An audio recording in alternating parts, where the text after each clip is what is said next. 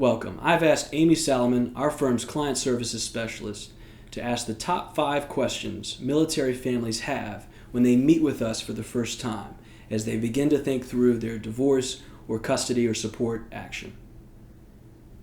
Each month, our firm helps military officers and their families and federal civilians and their families work through the complicated retirement plans they have, as well as the unique situations they bring, like overseas deployments or training schedules, to make them work so after the divorce, both parties are left financially secure with families that remain intact even if there's no marriage. I invite you to meet with me after you listen to these top 5 questions so we can begin to craft a plan early that works for your family so we can discreetly and confidently move through the transition together. Military divorce question 1. Do you have a background in the military, or does your firm have experience with military divorce? Yes, federal and military service members have complicated assets that require a real knowledge and experience to know how to properly divide them without issue later on.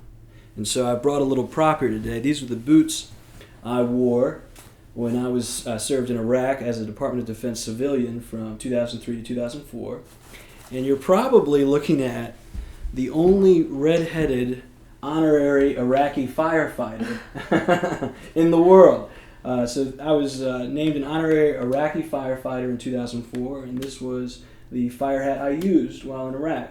When I served there, part of my job was to help rebuild, retrain, and re-equip the over 200 fire stations and ambulance stations throughout the country of Iraq. So I do have experience working alongside the military and federal government employees and civilians. And that understanding and awareness of their pensions, their retirement accounts, and the unique position they're in with deployments and training and overseas time gives me a special sensitivity to these military and federal government employee divorces.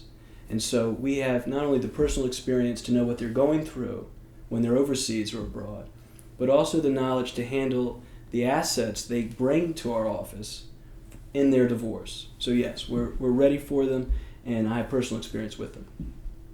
What if I live here but my spouse is overseas? Can I still begin filing for a divorce in Virginia? Absolutely. If you last cohabited in Virginia as a husband and wife, and then your husband or your wife deployed or went on training overseas or out of state, and you separated here, and you last cohabited in Virginia, then you can file here. And so we often have that happen to us. Now, special accommodation has to be made to a deployed service member.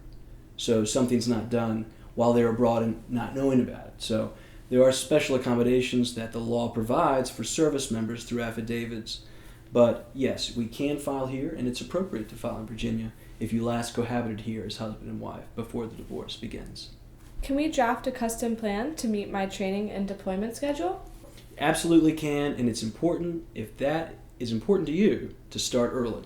So if you have children, but you also anticipate a rocky road in the future with training and deployments overseas or out of state or out of the city you're in frequently, start early before people get too fixed in their positions and make a reasonable offer right from the start.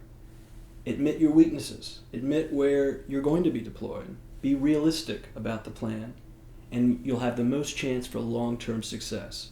So we've worked with these families that are going through these deployments.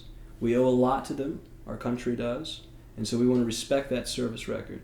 But we also want to plan for it so it doesn't lead to future court hearings down the road as people's lives are disrupted with these training and deployment schedules. So what's the next question? What do we do about the military pension in our divorce? The most complicated asset of any federal or military divorce is the pension, no question. The order we use is a qualified domestic relations order. It's a complicated document that properly assures both parties are taken care of as the pension or retirement plan becomes eligible to be dispersed. So, turn 65, you're no longer married to that person, you're both receiving funds from that account in a prescriptive way. And how that works and how much each person gets is very complicated and fact specific. But we've done them before, and it's important to work with a team that understands how to treat these assets. Is there a way to discreetly get through this divorce to avoid embarrassment? Absolutely. It happens to our office at least once a month. An officer or general will come to our office and say, Van, I want to take care of my family, but I need to get divorced, and I need it done discreetly, quickly, and quietly. I don't want to be on the news. I don't want to be in the court of record in a public way. How do we do that? And I say it's important to start early. It's important to make a reasonable and fair offer right from the start. And it's important to engage someone early in the process before people get too fixed and those fixed positions drive you to the courthouse. So, start early, have a fair offer in mind, and work with professionals that know how to handle these assets and have worked with officers and generals before in their divorce. So, I hope that answers all the questions, but I'm sure they have more. So I encourage them to come meet with us, and during that initial comprehensive case preparation meeting, we can handle the exact situation they face and their military family faces. So, thank you.